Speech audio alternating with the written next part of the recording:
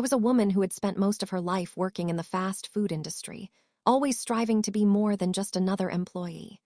I was born and raised in Budapest, Hungary, where I grew up in a family that valued hard work and perseverance. My parents were both teachers, and they always encouraged me to dream big, even though I didn't have the luxury of going to a prestigious university. I worked my way through school, and by the time I was in my early 20s, I had already made my way to the United States to pursue a career in the restaurant business.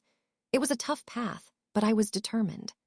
I started at the bottom, working at places like McDonald's and Burger King, and slowly but surely I worked my way up. I had a sharp mind, a strong work ethic, and an eye for detail that made me stand out. I was always the one who knew how to turn a struggling restaurant into a profitable one. I had a reputation for being a problem solver, and that made me valuable. But no matter how hard I worked, there was always someone who thought I wasn't good enough. It happened in the late 1990s, when I was working as the president of Applebee's. I had come to the company after a long and successful career at Taco Bell, where I had helped turn that chain around. Applebee's was struggling, and they had brought me in because they believed I had the skills to help them get back on their feet.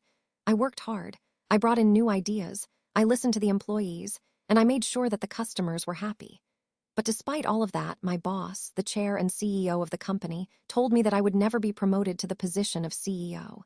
He said, "When you and the team turn this company around, we'll make you CEO." I believed him. I truly did. I thought that once the company was back on track, I would be given the opportunity to lead it. But that didn't happen.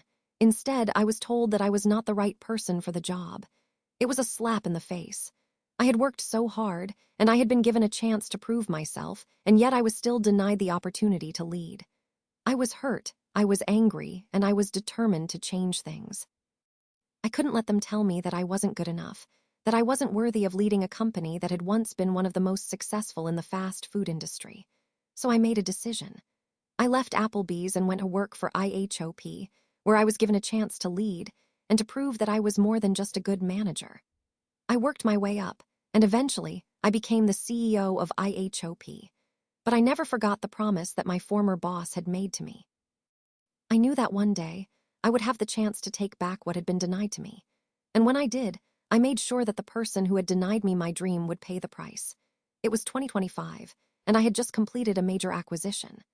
I had bought Applebee's for $2.3 billion, and now I had the chance to do what I had always wanted to do.